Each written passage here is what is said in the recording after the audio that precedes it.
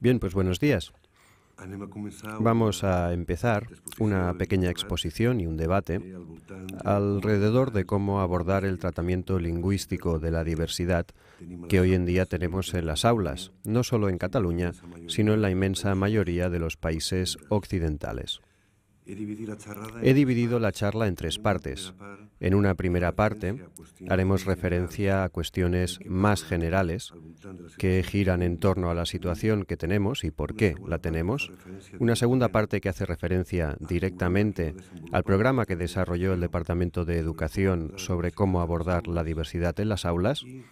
Y finalmente, una tercera parte en la que hablaré de cómo se relacionan estas cosas con la práctica educativa. La primera parte la haré rápida. Daré más ideas sin desarrollarlas demasiado y en cualquier caso lo que podemos hacer posteriormente en el debate y en el foro que abriremos posteriormente, pues discutirlas en mayor profundidad. La primera idea es que los cambios demográficos que han experimentado sociedades como la nuestra, y no únicamente la nuestra, sino el conjunto de las sociedades occidentales, son espectaculares. Y cuando digo que son espectaculares, a veces se dice que en otros países ya vivía gente extranjera desde hacía mucho tiempo. No obstante, siendo cierta esta afirmación, lo que no es cierto son las características que tenían aquellas personas y las que tienen las de hoy. O dicho de otra manera, las características de la inmigración en los años 60, 70 y 80 y las características de las personas que inmigran en estos momentos. Si hablamos, por ejemplo, de Alemania, hablamos de los turcos. Si hablamos, por ejemplo, de Francia, hablamos de magrebíes, argelinos, marroquíes, etc. E incluso si hablamos de países del norte de Europa, pues podemos hablar de latinos, mediterráneos, españoles, etc. ¿Qué quiere decir con esto? Quiero decir que si hoy en día hablamos de la inmigración en Cataluña, no estamos hablando de turcos, magrebíes o latinos, sino que estamos hablando de todo el planeta. Personas que en estos momentos trabajan en estas cosas dicen que en la ciudad de Barcelona se hablan más de 250 lenguas y podemos encontrar a personas de cualquier país del mundo. Es decir, la movilidad y las características demográficas con las que nos enfrentamos tienen poco que ver con las inmigraciones anteriores, sino que tienen unas características propias y específicas. Manuel Castells lo explica muy bien cuando, en sus 3 volúmenes sobre la sociedad de la información, habla de las dos caras de la moneda. Por una parte, la globalización y por otra parte, la exclusión y la marginación. A veces entendiendo la exclusión y la marginación desde el punto de vista individual, pero la globalización lo que hace es excluir territorios enteros del planeta. Y cuando excluye un territorio entero del planeta, no excluye únicamente al territorio, sino que excluye a todas las personas que están dentro del territorio y, por tanto, excluye a arquitectos, a médicos, a profesores y a la gente que tiene problemas económicos importantes. O dicho de otro modo, quien está practicando vudú en medio de la selva no emigra. En estos momentos quien emigra es la gente que no puede desarrollar proyectos de vida en sus países, especialmente en relación con sus criaturas, y se acerca a los núcleos que detentan la producción de la información y el conocimiento, que hoy en día son todavía las sociedades occidentales. Por ejemplo, un dato importante: en el conjunto del Estado español, la última encuesta sobre inmigración nos dice que el nivel educativo, no ya de las personas inmigrantes, que es más alto, esto es evidente, que las personas nacionales, que el conjunto del Estado, por razones obvias, porque en España la escolarización obligatoria llegó muy tarde y todavía tenemos muchas personas mayores con titulación educativa muy baja, pero lo que es más interesante es que si nos fijamos en la población entre los 35 y los 18 años, el nivel educativo de las personas extranjeras es muy parecido a nivel educativo que el de las nacionales. Otro dato también significativo es que el 70% de las personas que han llegado a este país tenían trabajo en su país de origen. Bueno, esto implica que, por lo tanto, estos cambios demográficos que se dan comportan una diversidad importante a la que hoy se enfrentan los países occidentales, plantea problemas importantes de orden político y moral, pero que en cualquier caso no son objeto de esta charla. Y por lo tanto, únicamente lo que diré es que lo que sí que es necesario, y es un problema actualmente, es entender que, en definitiva, para poder vivir juntos son necesarias identidades compartidas y que, evidentemente, una de las cuestiones importantes alrededor de la identidad compartida hace referencia a la lengua. Otra idea, para acabar esta primera parte, tiene que ver con el hecho de que, además, esto no es un hecho puntual. Castells también lo explica muy bien. Es un hecho directamente relacionado con la propia naturaleza de lo que es la sociedad de la información y la globalización.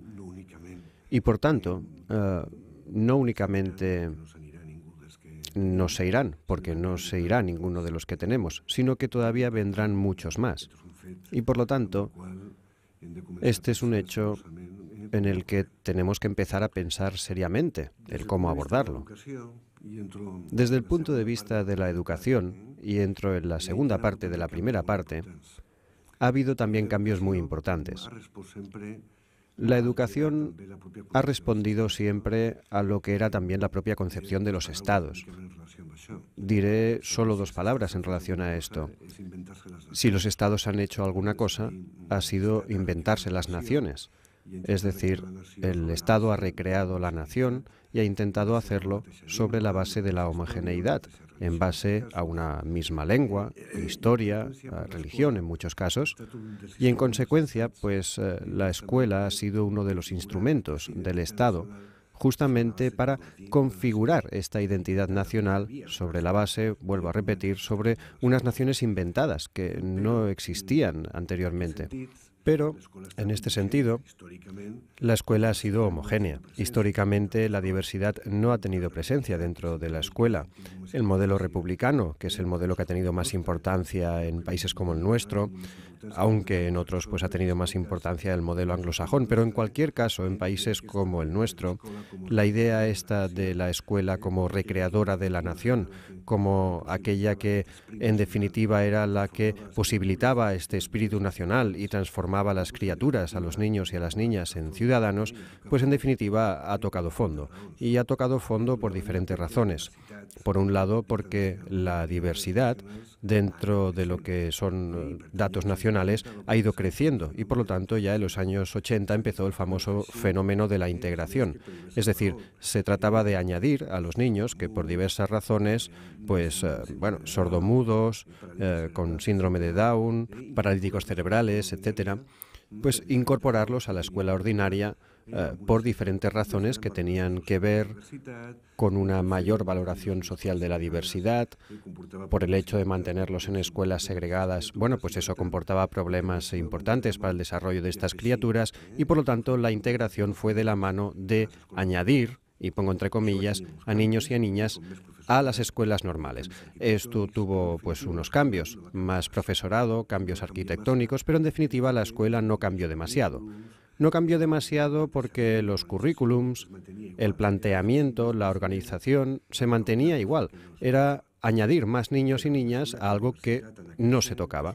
Pero a medida que la diversidad iba creciendo, y sobre todo lo que ha crecido es la diversidad cultural, lingüística, étnica, identitaria, pues todo esto ya no se podía mantener. De manera que la propia UNESCO incluye el término de educación inclusiva o escuela inclusiva, que tiene fundamentalmente dos objetivos. Por un lado, el reconocimiento de la diversidad real, que está presente en la sociedad, y por lo tanto su reconocimiento dentro de la propia escuela para hacer posible el éxito de todos. Es decir, independientemente de las condiciones de origen, étnicas, religiosas, identitarias, lingüísticas, etcétera, de lo que se trata es de que la escuela promueva el éxito de todos. Y por lo tanto, junto con este reconocimiento, la redistribución, es decir, en el sentido de la equidad. Las condiciones iniciales de las personas no son iguales y, por lo tanto, para conseguir el éxito para todos, es necesario un procedimiento de redistribución del poder dentro de la propia escuela. Y esto tiene relación con nociones como empoderamiento y cuestiones similares, donde la lengua desarrolla un papel importante. Lo dejo aquí, pero únicamente quiero decir dos cosas en relación a este inicio, y es la gran importancia de los cambios demográficos que tenemos y, en segundo lugar, la necesidad de construir una escuela basada en la inclusión, no en la integración, sino en la inclusión, que promueva el éxito de todos.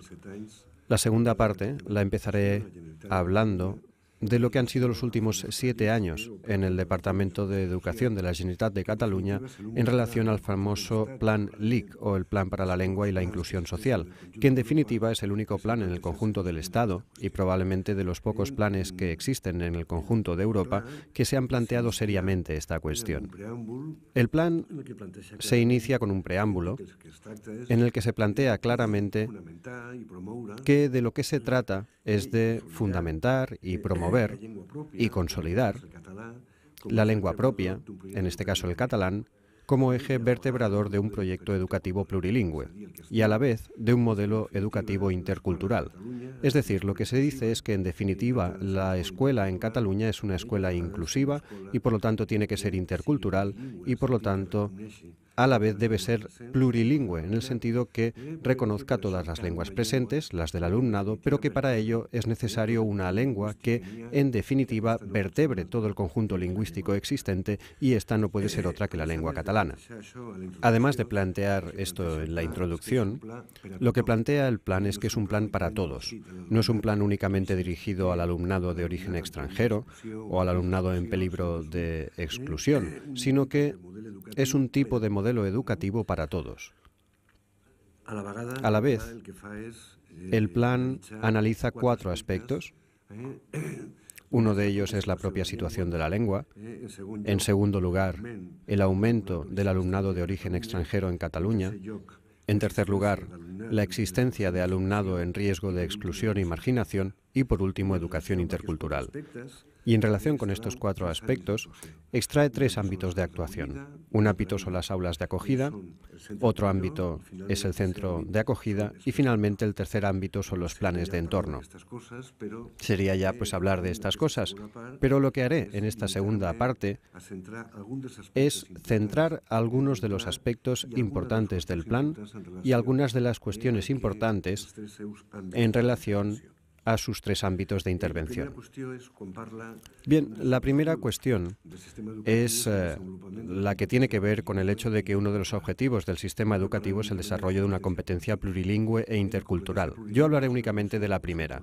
La competencia plurilingüe es una noción del Consejo de Europa de finales del siglo pasado, finales de los años 90, y que evalúa el primer quinto del siglo que llevamos, y que plantea fundamentalmente el hecho de que las personas que son plurilingües, es decir, que utilizan más de una lengua, nunca llegan a utilizar las lenguas de manera igual a como la utilizan sus padres monolingües. En mi caso, por ejemplo, yo hablo catalán, hablo castellano, inglés, francés, y además puedo leer en italiano, etc. Y evidentemente mi nivel de inglés no es como el de los monolingües ingleses. Y exactamente igual pasa con el francés e incluso con el catalán. Es decir, soy una persona de fuera, he aprendido catalán como segunda lengua y todavía tengo problemas en relación a dominarlo de la misma manera que lo dominan los padres monolingües escolarizados en catalán. En este sentido, cuando hablamos de las personas plurilingües, lo que hacen estas personas es utilizar todos los recursos lingüísticos que tienen, de todas las lenguas que conocen, pero aumentando su eficiencia comunicativa. Y, por lo tanto, las competencias lingüísticas no son competencias en catalán, en castellano, en francés, en inglés, que se suman una a la otra, sino que hablamos de un conjunto de habilidades que utilizan estas personas de orden lingüístico para aumentar su eficiencia comunicativa, que es una competencia única, no yuxtapuesta, diversificada, heterogénea, compleja, y que en definitiva tiene unas características que son las que debería promover el sistema educativo en el ámbito de lo que llaman la competencia plurilingüe. Segunda idea, el catalán vertebra el sistema educativo, es decir, desarrollar esta competencia plurilingüe desde el punto de vista del conjunto del alumnado quiere decir que tiene que haber una lengua, digamos, base, a partir de la cual se organiza el desarrollo lingüístico de las personas, especialmente el desarrollo lingüístico en el ámbito académico, que únicamente se desarrolla a partir de actividades formales. Y, por lo tanto, esta lengua, por razones obvias, es el catalán, en el caso de Cataluña. En tercer lugar, hay un aspecto muy importante que analiza el plan, que es, bueno, decimos que la lengua vertebradora del sistema educativo es el catalán, y eso no quiere decir reconocer la debilidad social de la lengua catalana. ¿Qué quiero decir con esto? Pondré dos ejemplos muy rápidos para que se me entienda. Nosotros hemos trabajado sobre la competencia lingüística al finalizar sexto de primaria, con una muestra de alrededor de 1.500 alumnos del conjunto de Cataluña, de 57 escuelas que tienen más de un 15% de alumnado extranjero, y ahora pondré los datos de la competencia escrita en catalán y en castellano mediante un ejercicio multivariante en el cual únicamente presentaré las variables que son significativas. Pero tenéis que entender que junto con estas variables había 15 variables más, como por ejemplo el tiempo de estancia del alumno extranjero, si llevaba únicamente un año o 2 años, sus lenguas familiares, si era una lengua semítica o indoiraniana o románica, aspectos como la escolarización, si habían tenido una escolarización previa regular o no. Es decir, aquí únicamente están las variables que son significativas. Y en relación con el conocimiento de catalán escrito, aparecen 6 variables. 2 aparecen en todos los trabajos sobre la educación, que son el nivel educativo de la madre y el sexo del alumno. Las otras 4 variables me interesan mucho. La primera es la expresión oral en catalán, la segunda es la presencia de catalán en el entorno social, la tercera variable es la expresión oral en castellano y la última variable es la asistencia o no al aula de acogida. Si os fijáis en la beta que determina el peso de cada una de estas variables, pues la que tiene el peso más alto es la presencia de catalán en el entorno social. O dicho de otra manera, a diferencia de creencias contra la lengua familiar, el tiempo de estancia, etcétera, pues aquí no aparece ni la lengua familiar ni el tiempo de estancia y en cambio aparece como la variable que tiene más peso el entorno. A mayor presencia de catalán, mejores resultados. La expresión oral en catalán, que tiene también que ver con el entorno, es decir, a medida que tú eres capaz de utilizar oralmente más y mejor el catalán, también mejoran los resultados. Y también del castellano, y esto tiene que ver con aquella competencia plurilingüe que mencionábamos antes, en el sentido de que el castellano tiene tanta presencia social que evidentemente pues desarrollan un buen conocimiento de castellano también a nivel oral y eso comporta también un buen conocimiento de catalán escrito. Y finalmente, esto lo que esconde es el tiempo de estancia, es decir, la asistencia al aula de acogida tiene un valor negativo, pero este es el alumno que lleva únicamente un año en Cataluña. Es un alumno que lleva un año, como mucho 2 años, y por lo tanto lo que está marcando fundamentalmente es el tiempo de estancia. Pero es que si nos fijamos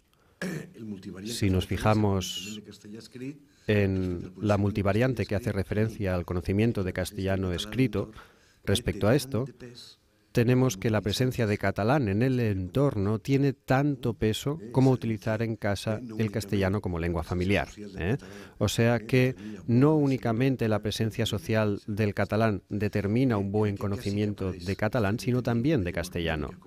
En este caso, sí que aparece el hecho de tener una lengua románica como lengua familiar, si bien su peso es bastante más pequeño que la presencia de catalán. También aparece con un peso más importante el expresarse oralmente en catalán. Bien, esto es una manifestación de la debilidad del catalán en el entorno social que constata este plan. Finalmente, un aspecto muy importante es un hecho absolutamente desconocido. No sabíamos qué significaba esto. El hecho de que se incorpore alumnado que no conoce la lengua de la escuela en cualquier momento del año escolar y en cualquier curso. Puede ser en P4 y puede ser en tercero de eso. De tal manera que esto que llamamos incorporación tardía es un hecho importante a la hora de entender que tenemos alumnado pues que ha tenido una escolarización previa regular y se incorpora al sistema educativo sin conocer la lengua de la escuela. Bien, pues con estos 4 elementos tenemos las aulas de acogida y en siguiente lugar tenemos los planes de entorno. Aulas de acogida. El aula de acogida fundamentalmente es un recurso metodológico que utilizan las escuelas y que implica fundamentalmente una dotación material y de recursos humanos, y es la escuela quien decide cómo utilizarlo. De manera que hay pues unas recomendaciones, como que el alumno no esté más de 12 horas semanales, que haya únicamente alumnado a partir de tercero de primaria, pero en definitiva son recomendaciones. Es decir, hay colegios que utilizan el aula de acogida de manera diferente y puede haber un alumnado que esté hasta 20 horas semanales. Yo me he dedicado a evaluar desde 2004 cada año las aulas de acogida y lo primero que debo decir es que tanto en la primaria como en la secundaria, la mayoría del alumnado que está en las aulas de acogida está menos de 5 horas semanales. De tal manera que lo que dice el plan, que el aula de referencia del alumnado es su aula ordinaria y que el aula de acogida es fundamentalmente un recurso que utiliza el centro para acelerar recursos conversacionales en catalán para que se puedan incorporar a las actividades de aprendizaje, en general funciona. Quiero presentar un dato. Esta es una relación lineal multivariante. Está hecha únicamente en compresión lectora y expresión escrita del ciclo superior del alumnado de las aulas de acogida. Un único dato. Es una logística binaria y lo que nos dice es la probabilidad de aprobar. Dicho de otra manera, hay 2 grupos, el grupo que al finalizar aprueba, es decir, que desarrolla el nivel básico, que es el usuario A1, y el que no aprueba. Pues la probabilidad de aprobar. Bueno, pues la probabilidad de aprobar en compresión lectora, si tenemos como referencia el grupo de lenguas románicas, todo el resto que tienen una lengua diferente a la lengua románica, como veis, tiene valores negativos y por lo tanto la probabilidad es menor. Es decir, el hecho de que no sea lengua románica da menos probabilidades de aprobar. Pero lo más importante de todo es la adaptación. De hecho, el alumnado que está bien adaptado escolarmente multiplica por 10 su probabilidad de aprobar, multiplica por 10 su probabilidad de poder formar parte del grupo que ha aprobado. El grupo que tiene una adaptación escolar media multiplica casi por 3,5 y, consecuentemente, esto guarda relación con el número de horas semanales que pasa en las aulas de acogida. Aquí tenemos como referencia estar más de 5 horas semanales. Justamente, los que pasan de 6 a 10 horas o de 12 a 15 horas, su valor es negativo y, por lo tanto, disminuye su probabilidad de formar parte del grupo que supera la prueba. Si nos fijamos en expresión escrita, pues pasa exactamente lo mismo. El hecho de formar parte del grupo de atención alta multiplica por 9, atención media multiplica por 3 y igualmente, en este caso, la asistencia más horas al aula de acogida determina unas probabilidades menores de formar parte del grupo de aprobados. Quiero decir que esta concepción del aula de acogida como el recurso que utiliza el centro para acelerar recursos conversacionales, pero centrándose fundamentalmente en la adaptación del alumnado, pues es importante.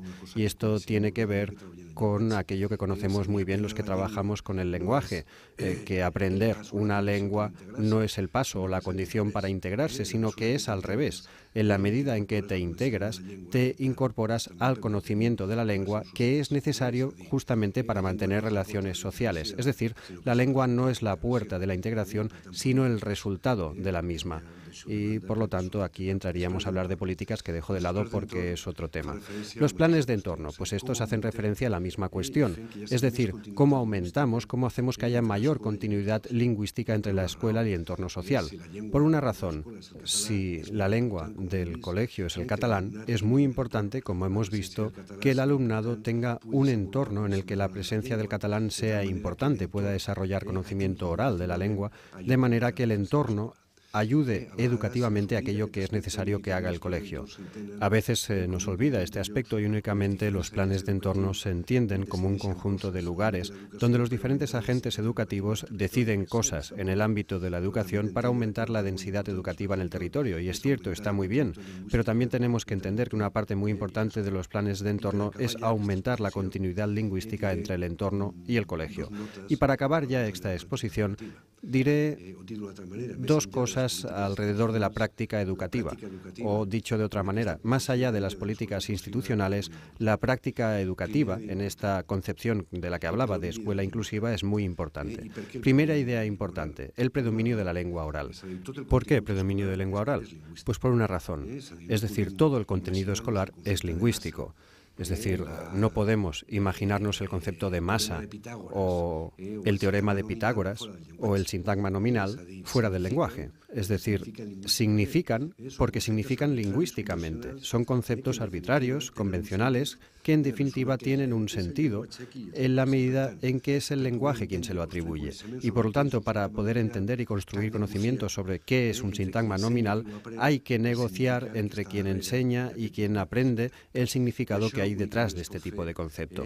Y esto únicamente se puede hacer en la situación de la enorme diversidad lingüística que he explicado y que además no es una diversidad lingüística que hace referencia a las lenguas de origen del alumnado, sino que es diversidad lingüística respecto al conocimiento de la lengua del colegio.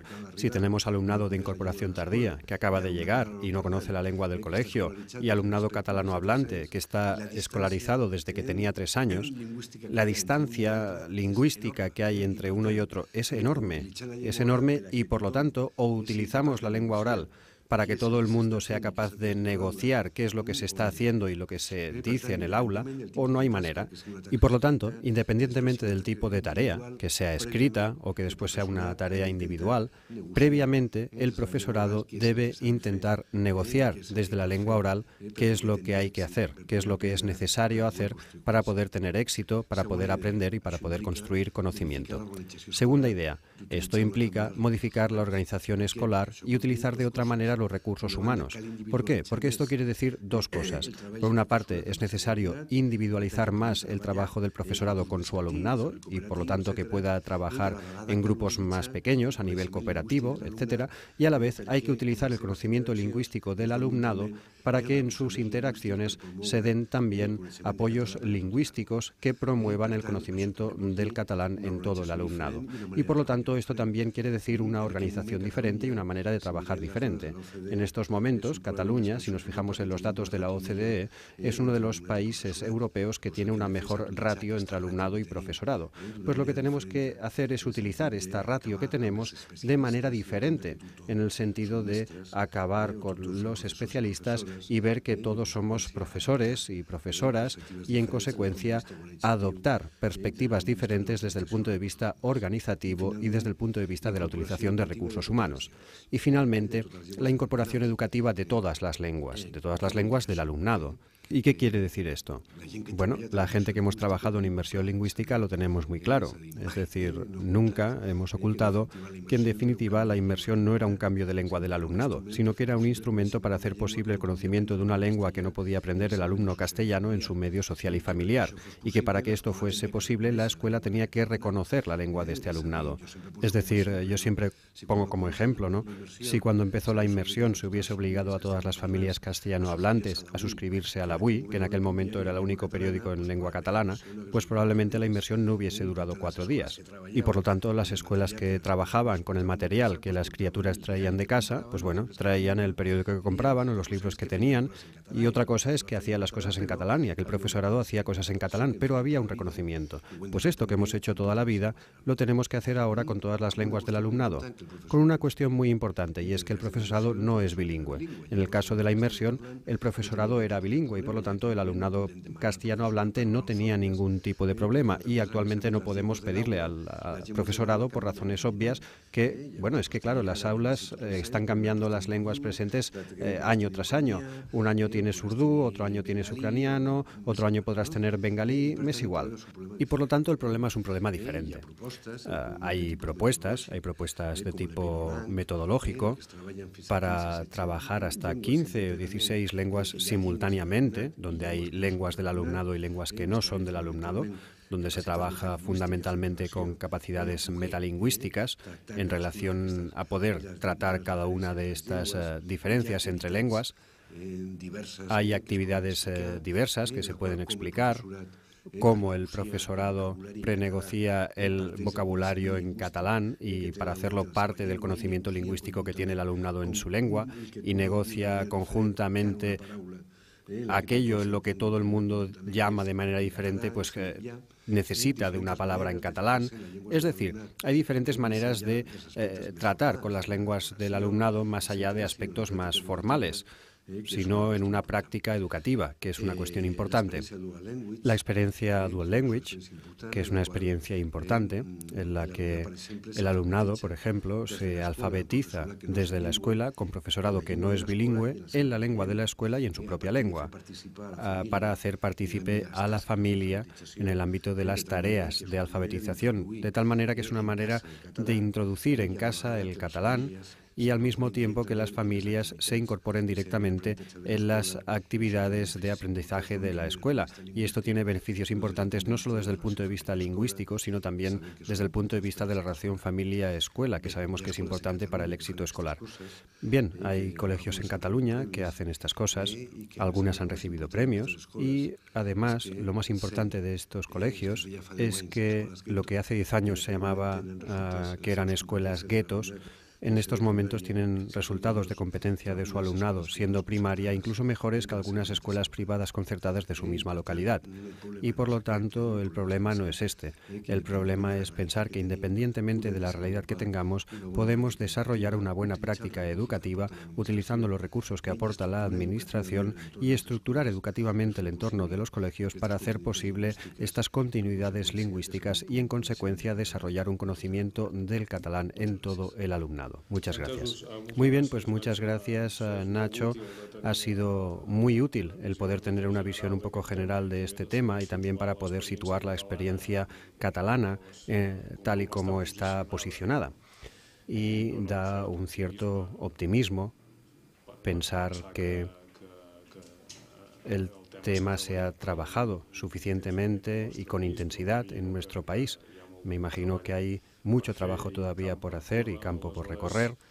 Pero bueno, yo quizá la pregunta que tenía prevista con respecto a lo que hemos hablado sobre este esfuerzo de reconceptualizar el colegio es, a la hora de poner las cosas en práctica, qué resistencias, qué problemas nos encontramos.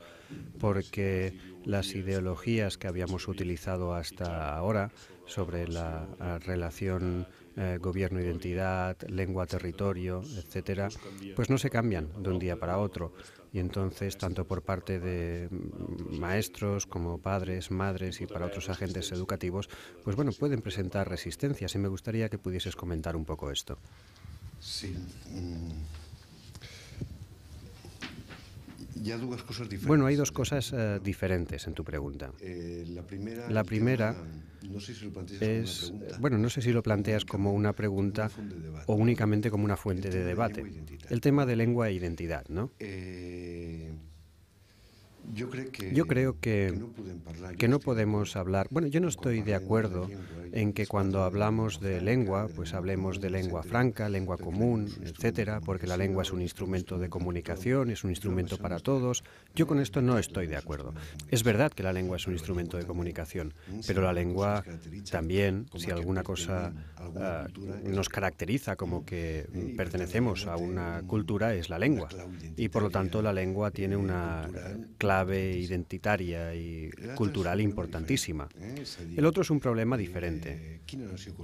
Es decir, ¿qué nación construimos? El famoso debate de si construimos la nación étnica o la cívica. Bueno, yo creo que es un debate estúpido, pero no es que lo diga yo únicamente, hay mucha gente que lo dice. ¿En qué sentido? Porque no hay naciones que sean cívicas o que sean étnicas. Cualquier nación que hoy será cívica, desde el punto de vista de que es una democracia liberal o la filosofía político-ético-moral liberal, tiene un componente étnico muy importante. Y históricamente este componente étnico ha sido el del grupo mayoritario. O sea, el componente étnico de España está clarísimo cuál es, ¿no? Me es igual si Cataluña llega a ser independiente o no lo es nunca. Pero el hecho de Cataluña como nación, bueno, es un hecho indiscutible. De manera que, además, la parte étnica de esta nación tiene mucho que ver con la lengua, que es el catalán.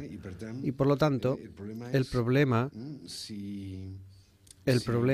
es si este hecho es un hecho que se impone al conjunto de la ciudadanía. Esta es una cuestión diferente. O el tema de la nación cívica. Pero ignorar que, en definitiva, la supervivencia de la gente que se siente en minoría en este país, bueno, y no únicamente en este país. Cuando digo este país me estoy refiriendo a España. El problema es que incluso si nos fijamos en los datos, bueno, cuando hablamos de la minoría catalana, bueno, es el mal de lenguas de Jesús Tusón, ¿verdad? El hecho de decir, bueno, y mis nietos, ¿no?, podrán sobrevivir en catalán. Yo creo que es esta angustia la que determina una inseguridad cultural en muchas personas desde el punto de vista de buscar la felicidad, que es a lo que aspira la justicia democrática, ¿no? Pues para ello son necesarias, por ejemplo, cosas como la inmersión lingüística, es decir, que de alguna manera esta gente tenga garantía, como derechos individuales, no colectivos, como derechos individuales de que su lengua, que es fundamentalmente identitaria, continuará existiendo. Porque no es únicamente el tema del reconocimiento en este caso, es de reconocimiento y es de supervivencia. Bueno, esto es un debate muy largo, pero creo que es importante. Dicho esto, está la otra parte, es decir, las resistencias que puede haber a cosas que hemos dicho o que están detrás del Plan LIC. Claro, hay resistencias diversas, ideológicas. Por ejemplo, se habla... El señor Vargas Llosas, por ejemplo, hace el manifiesto por la lengua común, que dicen que es el castellano, y ideológicamente la trampa es brutal. Es decir, el castellano es universal, ¿no?, y por lo tanto no es identitario. El catalán es particular y por tanto es identitario. Bueno, pero bueno. Es decir, esto es una tomadura de pelo. Entonces, que hay resistencias ideológicas es evidente. Pero bueno, esto han estado siempre ahí, no sé cómo decirlo, es cuestión de combatirlo, de explicarlo desde una perspectiva liberal, de justicia democrática, que son los derechos individuales. ¿Por qué la gente que tiene el catalán como lengua propia no puede vivir en catalán? Y la gente de Badajoz que tiene el castellano como lengua propia puede vivir sin ningún problema en castellano. Bueno, pues no parece que los derechos lingüísticos individuales del que vive en Aranjuez o en Esterri de Àneu sean los mismos, ¿no? Pues esto es una cuestión importante. En segundo lugar, hay además otra cosa ideológicamente muy importante. El problema sería, como he dicho antes, si esto se impone. Pero el problema es que de esto nada de nada. Los objetivos del sistema educativo de Cataluña son la competencia plurilingüe. De manera que además, si nos fijamos en los resultados de catalán, castellano, etcétera, por ejemplo, hay un resultado muy curioso. Los niños y niñas de Cataluña, en los estudios PISA, de comprensión lectora, de 16 años, saben más castellano que los niños de Andalucía, ¿no? Bueno, ¿de qué estamos hablando?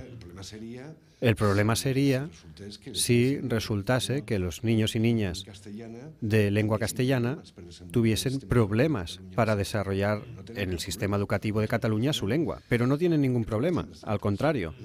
El problema está en los otros, que esto es lo que siempre vemos. ¿Qué pasa con los árabes? ¿Qué pasa con los que hablan urdú? ¿Qué pasa con todo esto? Teniendo en cuenta que el tratamiento de sus lenguas nunca podrá ser igual al tratamiento del castellano, nunca. Por muchas razones, muchas. Es igual, sería pero bueno, tampoco tenemos tanto tiempo. Entre otras cosas, la razón más importante es porque tampoco lo reivindican y por lo tanto es otra historia, ¿no? Pero bueno, sí que hay una parte importante en relación a, como he explicado, al hecho de que haya un reconocimiento de esto, que sea contemplado como tal, que sea utilizado, ¿para qué? Para enseñar catalán. El problema no es el urdú en sí mismo o el amazigh, sino que esta competencia plurilingüe tiene que estar vertebrada y, por lo tanto, desde el punto de vista de catalán, cuanto más catalán sepamos, mejor hablaremos urdú. Por lo tanto, el problema es cómo somos capaces de articular ambas cosas. Desde el urdú, que aprendan catalán, y que aprendan catalán y así sistematicen los conocimientos de urdú. ¿Otras resistencias? Pues otras resistencias son resistencias que tienen que ver con lo que podemos llamar la cultura escolar. La cultura escolar, tú la has definido muy bien, es una cultura homogénea, que tiene unas características determinadas, donde el escalafón está completamente integrado. ¿Por qué? Pues porque el profesorado eran los húsares de la República, ¿no? Y por lo tanto el Estado delegaba en ellos y las familias delegaban en ellos. Aquí sí que había una delegación de las familias para transformar la bestia en ciudadanía. La bestia entendida como diversidad, ¿no? Este marasmo que es la diversidad. Construir un patrón homogéneo, identitario, nacional, de ciudadano, que en definitiva pues responde a todo lo que es la Revolución Francesa, la escuela napoleónica y un modelo republicano. Bueno, esto, por ejemplo, la izquierda en los países mediterráneos, este modelo ha tenido mucha fuerza y está muy presente. Por ejemplo, la idea de que, igual que la privada concertada diversifica su oferta en función de las necesidades que expresan las familias, en la pública esto pues tiene muchos problemas. ¿Qué quiere decir esto de una diversificación de la oferta? Todos tenemos que hacer lo mismo. Es esta homogeneidad, ¿no?, la que sale de la República. El ejército, ¿no?, que operemos exactamente igual en cualquier lugar, independientemente de donde estemos. Esto ya no se puede mantener, pero esta cultura escolar tiene, bueno, basta simplemente mirar las protestas cuando se intenta establecer una función diferente a la dirección de las escuelas, o el caso que hay ahora. El decreto de plantillas acaba de salir. Yo ya sé lo que dice el decreto de plantillas, pero plantea, a partir del Pacto Nacional, que el 50% del profesorado de las escuelas pueda ser seleccionado desde el Consejo Escolar. Bueno, justamente en relación a que tengan proyectos propios, ¿no?, que tengan una propia diversificación de la escuela pública, donde la gente pueda escoger. Donde tú puedas escoger determinados proyectos, ¿no?, porque van más de acuerdo con tus creencias. Es decir, el poder entender la escuela como una prolongación de la educación familiar. Esto tiene muchos problemas, sí, pero hay algo que hoy en día, y más en sociedades como la nuestra, no nos lo quita nadie, y que es el derecho a escoger. El derecho a escoger, a elegir. Es decir, aquello que los liberales explican también, ¿no?, aquello de no la buena vida, ¿no?, sino la vida buena. Yo soy quien escoge. Hay un contexto de elección sobre qué es, para mí, ética y moralmente, vivir bien. Y, por lo tanto, la educación comporta elegir. Y, por lo tanto, la escuela pública, pues no puede. Claro, el hecho de la modificación del alumnado, etcétera, determina cambios importantísimos. Cuando yo decía que esto plantea muchos problemas a los estados, ¿no?, o a la política, de orden moral, de orden ético, bueno, todas estas cosas.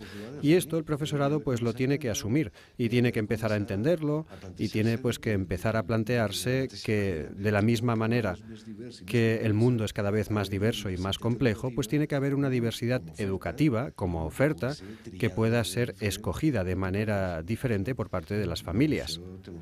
Bueno,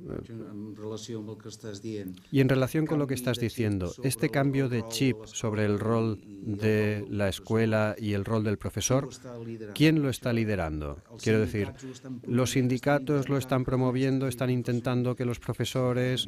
No, los sindicatos son diferentes. En los sindicatos hay de todo. pero normalmente no parece que los sindicatos no estén liderando, pero no solo no lideran los sindicatos, desde los movimientos de innovación educativa yo tampoco veo que se lidere nada. Hay más liderazgo desde el Plan LIC del Departamento de Educación que desde la propia innovación, desde mi punto de vista. Quiero decir que, en este sentido, pues hay mucho camino por recorrer, la cual cosa no quiere decir que no haya gente que está trabajando muy bien, que enseña este tipo de cosas y que promueve, y tú lo sabes mejor que yo. Es decir, uno de los problemas que tenemos en la educación es que los cambios tardan mucho. Y desde que empiezas a hacer cambios hasta que ves los resultados, pasan muchos años.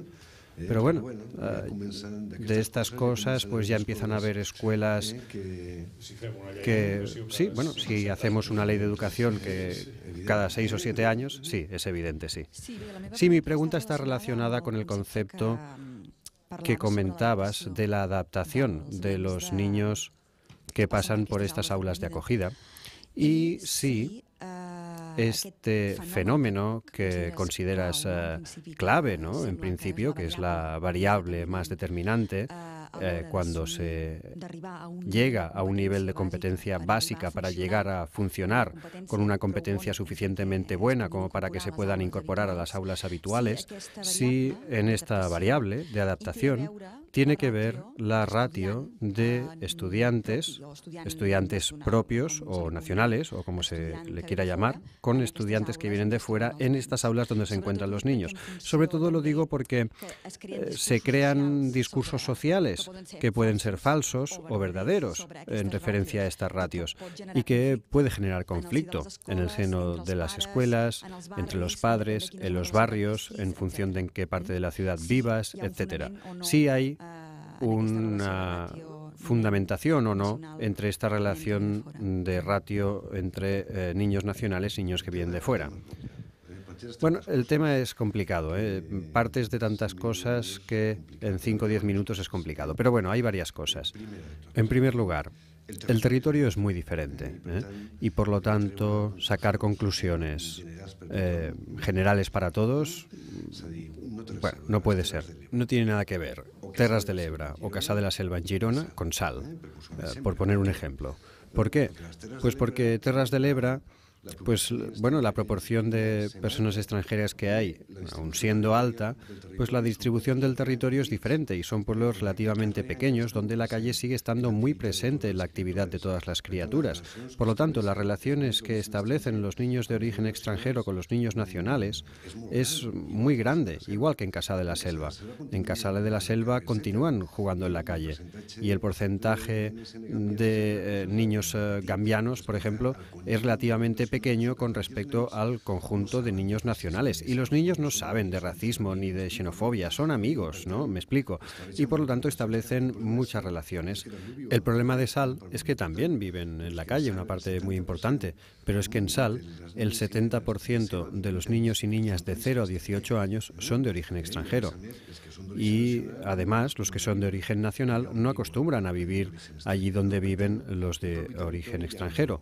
Por lo tanto, el propio territorio ya no favorece las comparaciones, ni planes de entorno y más historias que no explico, porque no son únicamente los planes de entorno, sino también qué políticas de entorno, política municipal, el centro cívico, hay mucha historia a hacer. La primera idea esta. En segundo lugar, también desde el punto de vista del territorio, no es lo mismo Terras de l'Ebre, porque la relación entre las personas es en catalán. Y puede haber otros territorios en que la relación sea en castellano, ¿no? Es decir, que esta también es una variable que hay que tener en cuenta. Segunda cuestión. Lo que no se puede permitir es que haya en territorios determinados una concentración tan alta de alumnado extranjero. En alguna escuela que aparece como el almacén que no quiere nadie, ¿no? y, por lo tanto, tienen porcentajes de alumnado que sobrepasan de mucho su presencia en el territorio. ¿Y por qué? Pues por una razón, no tanto porque se concentren, sino porque esto desarrolla todo un conjunto de creencias y expectativas, tanto por parte de la población como por parte del profesorado, que tiene que ver con el famoso efecto Pigmalión. Aquí está concentrado el que no saldrá adelante y, por lo tanto, mi práctica educativa está relacionado con esto, con que no salen adelante, y por lo tanto esto modifica completamente la situación. Es la profecía anunciada un poco. Y el problema es este. Desde mi punto de vista, el problema es este. Otro problema importante, sobre todo en aquellos lugares donde la presencia de alumnado de lengua familiar catalana es importante, es la tipología lingüística del aula. Cuanto más catalanoparlantes haya en el aula, más oportunidades de desarrollo de la lengua oral y el resto de cosas que he dicho. Y fijaos que esta es una variable que nosotros teníamos en el estudio, pero que no aparece. ¿Por qué? Pues porque los niños de lengua familiar catalana, incluso siendo mayoría en muchos casos en las escuelas a las que iban, cuando se dirigen a alguien de origen extranjero, se dirigen en castellano. Claro, pero esto no es porque sean niños, sino porque lo ven, ¿no? Es lo que ven, ¿no? Me explico. Pero en cualquier caso, aquí hay un trabajo muy importante por hacer, que tiene que ver con invocar la conciencia lingüística de las personas y con muchas otras historias. Pero nuestro compañero Miguel sabe bastante más que yo. Pero bueno, esto es una realidad y en cualquier caso es muy importante. Tercera cuestión. Determinar porcentajes, ¿no? Bueno, pues determinar porcentajes yo creo que es bastante absurdo, ¿no? No tiene demasiado sentido. El problema está en hacer posible que haya escuelas, que haya colegios que, en definitiva, pues tengan el porcentaje de alumnado que hay en su territorio, ¿no? Y que, por lo tanto, dentro de la escuela inclusiva, pues podamos ser capaces de ofertar, como decíamos antes, proyectos educativos que puedan ser diferentes. Si estoy pensando, por ejemplo, en Girona o en el barrio de Santa Eugenia, donde hay 5, 6, 7 escuelas, pues bueno, pues ¿por qué una escuela no puede tener una vertiente más relacionada con la sostenibilidad, otra escuela organizar cosas de música y otra no sé qué? Porque es que al final acabarán siendo el tipo de escuelas que se quieren hacer. Y de manera que, bueno, tienes una oferta diversa y, en definitiva, la gente, las familias de ese territorio pueden escoger. Puedes escoger más allá de lo que es público y privado concertado, ¿no? Es un servicio público y, por tanto, dentro de este servicio público tú puedes diversificar una oferta que, en definitiva, reúna la representatividad real de extranjeros y nacionales que pueda haber en el territorio, ¿no? Bueno, has planteado más cosas, se me han olvidado. Sí, sobre los discursos. Sí, el discurso.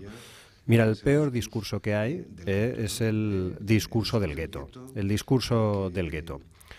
Porque, claro, imaginemos, si yo soy profesor y me están diciendo que trabajo en un gueto, pues ¿qué expectativas puedo tener yo en relación a mi alumnado que está en un gueto? Y entonces, ¿qué haré? Pues quejarme como un loco con respecto a la administración, que es la culpable de todo, o sobre no sé quién, o sobre lo de más allá, que hace que yo trabaje en un gueto. Cuando el problema es que la administración lo que tiene que intentar evitar son las desigualdades sociales, porque aquí no podemos olvidar otra cosa que es muy importante. La tendencia social que existe en el sentido de evitar, aunque las encuestas digan que no, porque no les importa lo más mínimo que sus criaturas, bueno, en la práctica esta es la verdad. Y el racismo diferencial que se llama, pues está presente. Bueno, tú te puedes permitir tranquilamente hacer un vídeo matando a inmigrantes y, bueno, subir votos. Es terrible. O sea, no sé si somos conscientes de lo que significa, pero esto es terrible. Bueno, pues esta es la realidad. Y entonces el problema es cómo desde la administración se articulan discursos diferentes y al mismo tiempo pues proyectos educativos creíbles y de calidad. El tema, por ejemplo, que a mí me pone muy nervioso. Los colegios tienen que educar y, por lo tanto, los valores, no sé qué, las actitudes.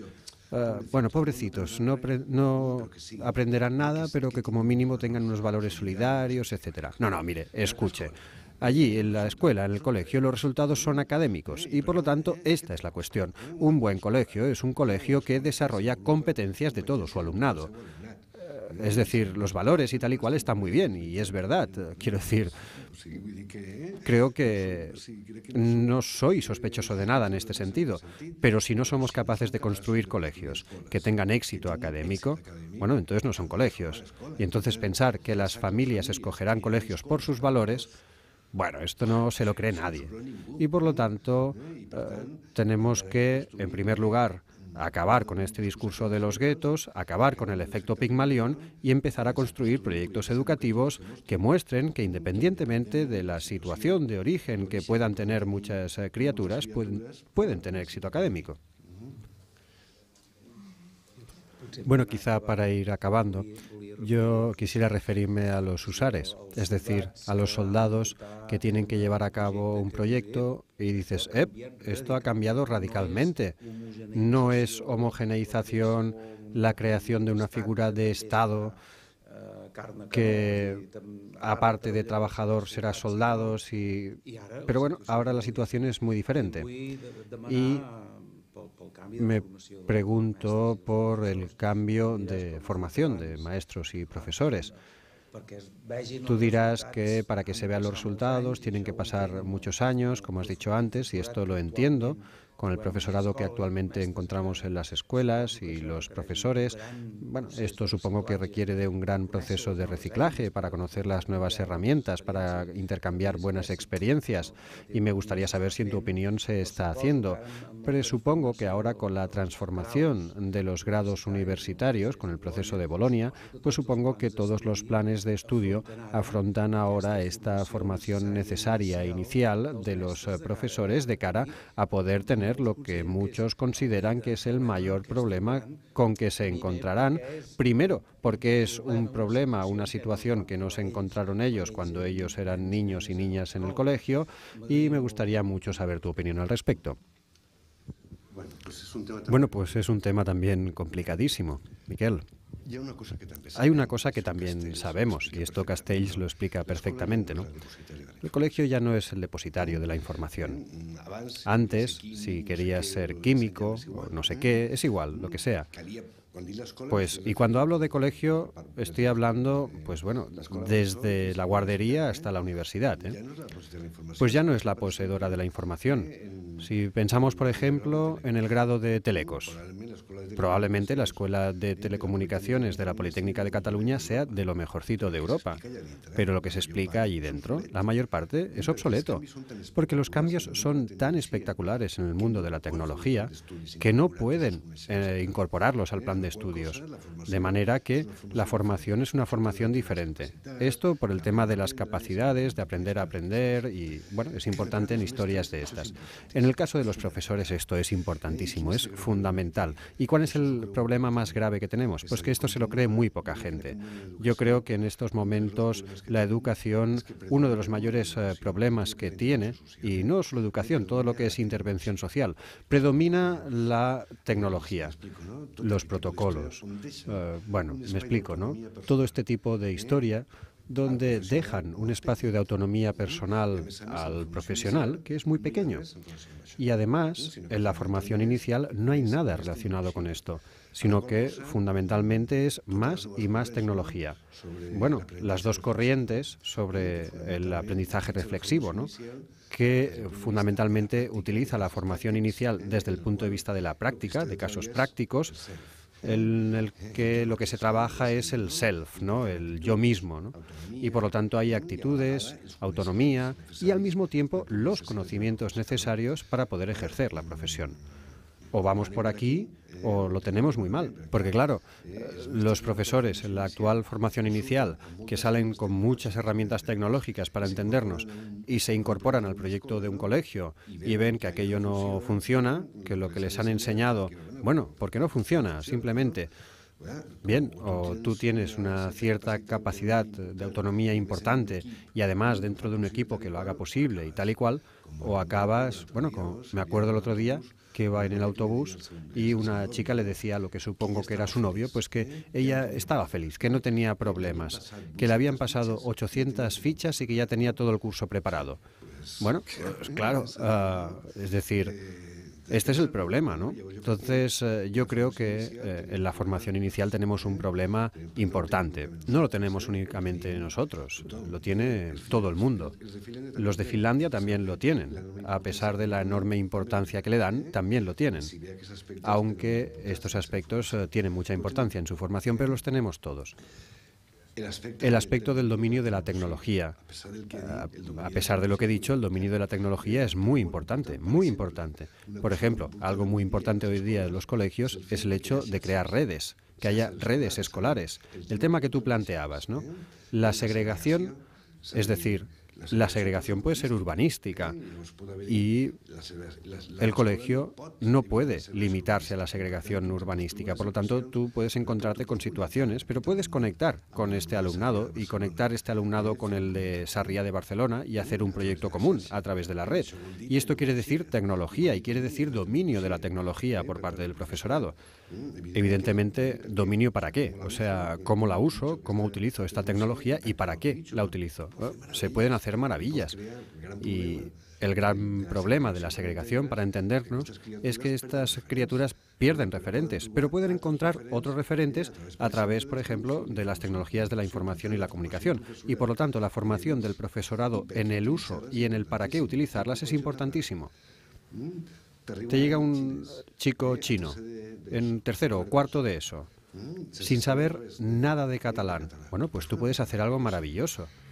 Si tienes esos ordenadores en el aula y estás trabajando en la dinámica de Newton, bueno, pues ese niño puede entrar mediante su lengua a webs que hablen de esto en chino. Y por lo tanto, si tienes un aula de acogida y estás trabajando en un centro cooperativo, pues puedes aportar información que igual los de aquí acaban aprendiendo un poquito de chino. Y además, este chico progresa académicamente. Y este es el gran tema, cómo hacer que progrese académicamente independientemente del conocimiento de la lengua de la escuela. Y esto quiere decir conocimiento, quiere decir dominio de las tecnologías. Es lo que siempre les digo yo a los profesores, ¿no? En un instituto les digo, oye, ¿dónde tenéis el aula de pizarras, no? Y todo el mundo me mira extrañado. Digo, sí, el aula de pizarras. ¿O no enseñáis aquí a los niños a utilizar la roca, ¿no? Cómo utilizar esta roca, ir poniendo cosas y tal y cual.